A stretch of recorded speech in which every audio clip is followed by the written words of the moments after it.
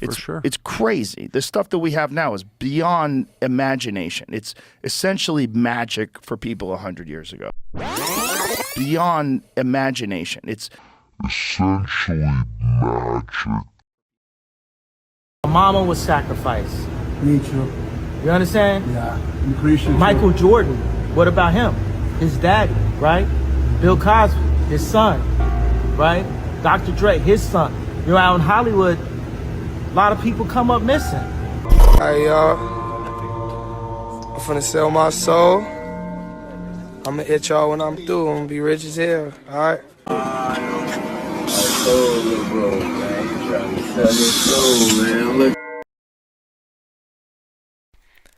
Most people would be in shock to realize that we all do magic every single day. And that's because most people do not even know what magic is. They think it's wizards and witches flying on broomsticks and all that. But simply, magic is bending the invisible forces with your will. But before I get into this, there's actually two types of magic. There is ceremonial magic, which is what you see a lot of these celebrities doing. And there is what we do, which is bending the invisible forces. Now you might be wondering, what are these invisible forces that I'm talking about? These invisible forces are simply the laws of nature. Now, every one of us uses and are affected by the unseen laws, whether we are aware of it or not. When we bend these laws, however, that is the magic that we do every single day. Tone manipulation is actually low-level black magic that we've all done.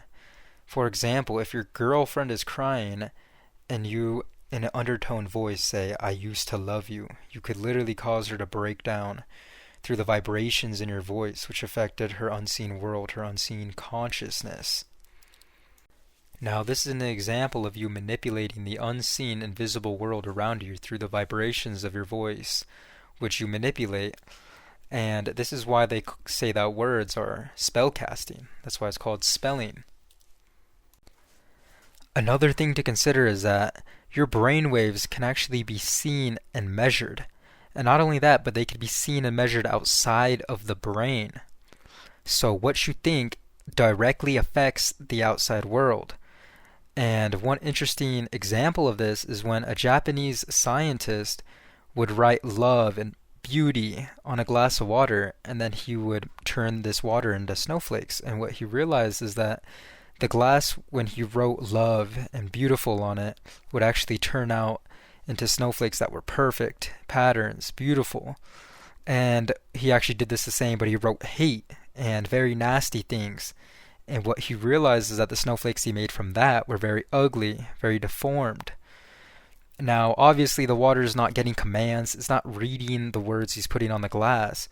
But when you're writing the words down, your thought process of the word love is very positive, very high vibrating. And because your brain waves directly affect the outside world, it changed the snowflakes. And it was the same with hate, very low vibrating thoughts.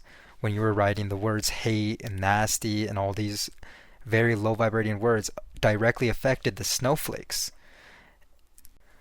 Now that you know that your brainwaves directly affect your outside environment, what you think directly affects your environment, you could actually apply this to the unseen, invisible laws of nature, and you can manipulate them. For example, the law of attraction. Other high vibrating things will attract other high vibrating things. And same with low vibrating, they'll attract other low vibrating things.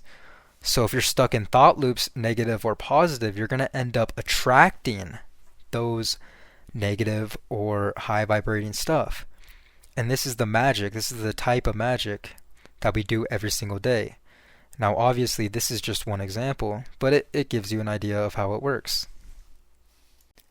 Now last thing is that if we all do magic every single day, that makes us all magicians. And there's actually types of magic, so if we all do magic, we are all types of magicians. And we are either white, black, gray, or yellow magicians. And simply what this means is a white magician consciously bends and manipulates the unseen laws for the betterment of everyone. And a black magician would consciously manipulate the unseen laws for his own selfish benefit. The gray magician would be the subconscious perversion of the unseen forces. One example of that is what most of us do. We subconsciously get into negative thought loops and attract negative things, but we're not doing it on purpose, and that's what gray magic would be.